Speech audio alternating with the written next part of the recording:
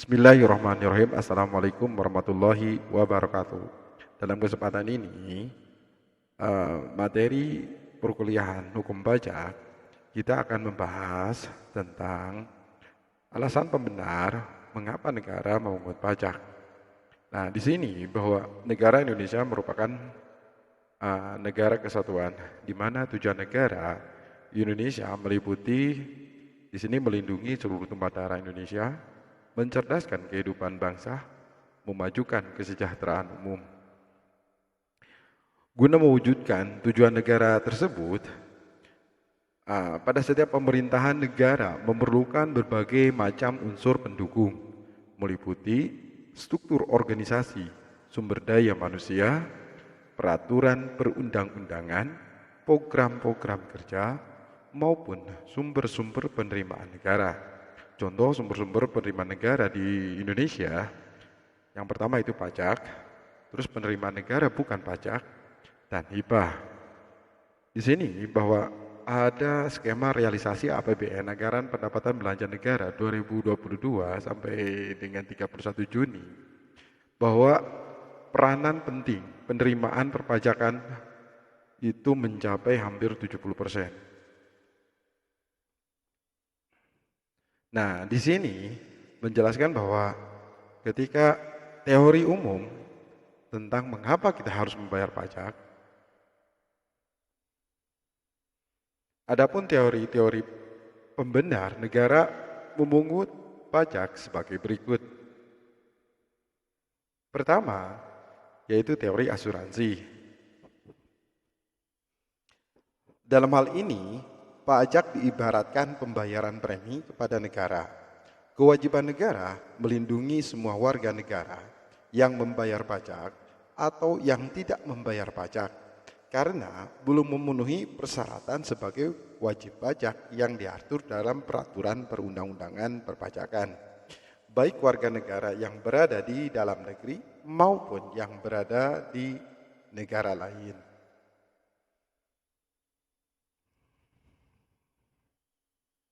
Yang kedua, teori bakti. Di sini menjelaskan bahwa teori bakti ini berdasarkan atas paham Organise Staatsler, sehingga diajarkan olehnya bahwa justru karena sifat negara ini, maka timbul hak mutlak untuk memungut pajak. Seperti halnya di Indonesia yang merupakan negara modern sekaligus sebagai negara hukum. Kebijakan pemungutan pajak didasarkan pada pasal 23A Undang-Undang Dasar Republik Indonesia 1945, yang mana segala pajak dan pemungutan lain yang sifatnya memaksa untuk keperluan negara berdasarkan peraturan perundang-undangan. Nah, teori bakti ini menjelaskan seperti ada gambar bahwa setiap warga negara melakukan kegiatan usaha, dia bebas, kenyamanan dan keamanan. Selain melakukan kegiatan usaha, setiap warga negara Indonesia boleh melakukan kegiatan berbelanja di mall. Terus menikmati hiburan ketika menonton konser dalam keadaan aman, karena pelayanan dari negara menjamin setiap warganya untuk mendapatkan kenyamanan tersebut, sehingga warga negaranya merasa terlindungi. Maka dengan berbakti untuk membayar pajak. Setelah teori bakti, ada yang namanya teori kepentingan.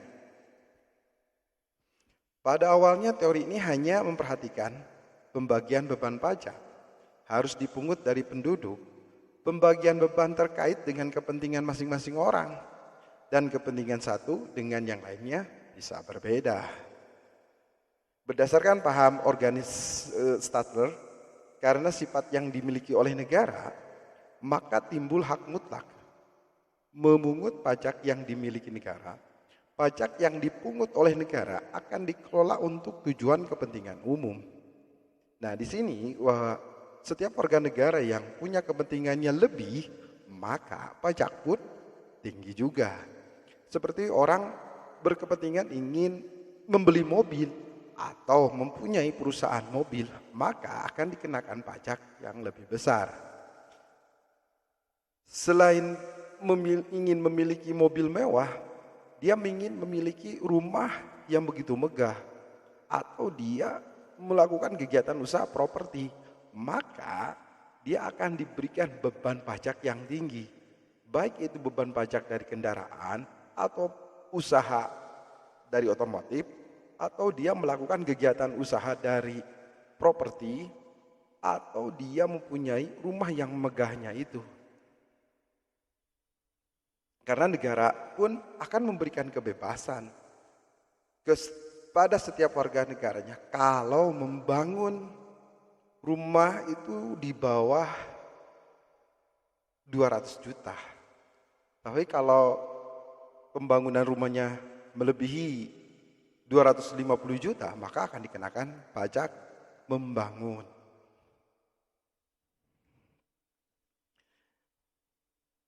Setelah teori kepentingan, ada yang namanya teori gaya beli. Nah, menurut teori ini, lembaga menyelenggarakan kepentingan masyarakat yang dianggap sebagai dasar keadilan. Pemungutan pajak bukan untuk kepentingan individu maupun negara, tetapi untuk kepentingan kedua-duanya. Di sini bahwa kalau warga masyarakatnya daya belinya tinggi, maka pajaknya pun tinggi. Tetapi kalau masyarakatnya gaya belinya sederhana, ya dia tidak akan membeli mobil mewah, tetapi naik fasilitas umum, bis, angkot, maka beban pajaknya tidak terlalu tinggi. Seperti orang yang punya kendaraan akan dibebani dengan pajak kendaraan. Dia punya kendaraan kedua, ketiga, maka akan kena pajak progresif. Semakin banyak kendaraan, semakin besar pajaknya. Nah, kalau nggak punya kendaraan, ya tidak akan kena pajak. Terus teori gaya pikul. Nah, teori ini menjelaskan bahwa keadilan pemungutan pajak terletak pada jasa-jasa yang diberikan negara kepada warganya berupa perlindungan jiwa dan harta bendanya. Untuk tugas itu diperlukan biaya, maka selayaknya masyarakat yang dapat melindungi negara membayar pajak.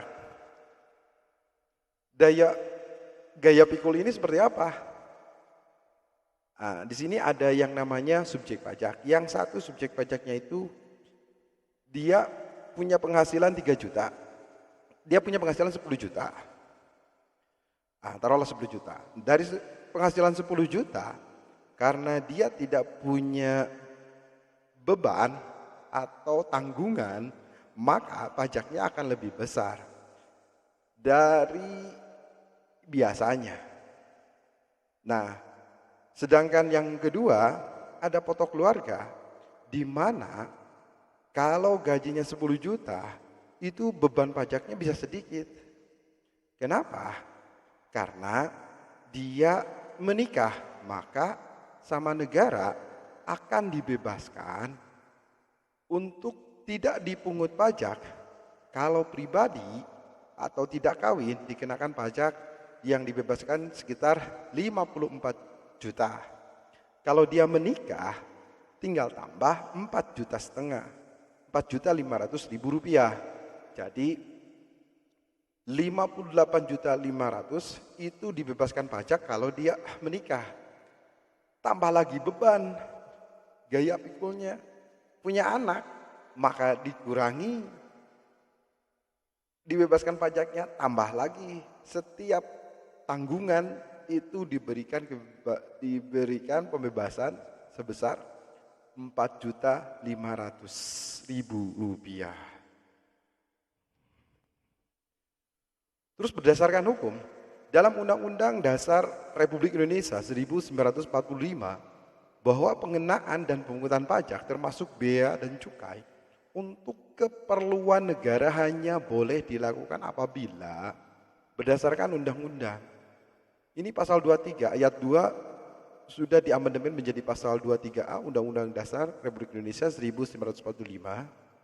Keberadaan hukum pajak di setiap negara harus dapat memberikan jaminan hukum untuk menyatakan atau mewujudkan keadilan yang tegas baik untuk negara sebagai pihak yang memungut pajak maupun untuk masyarakat sebagai pembayar pajak. Sehingga dalam pemungutan pajak harus berdasarkan ketentuan perundang-undangan. Untuk materinya sampai di sini, coba perhatikan pada gambar ini. Yang menjawab pertanyaan ini nanti saya kasih tahu. Pada saat melihat gambar pada foto ini, apa yang tampak? Sampai di sini, mohon maaf atas segala kekurangan. Billahi taufiq wal hidayah. Wassalamualaikum warahmatullahi wabarakatuh.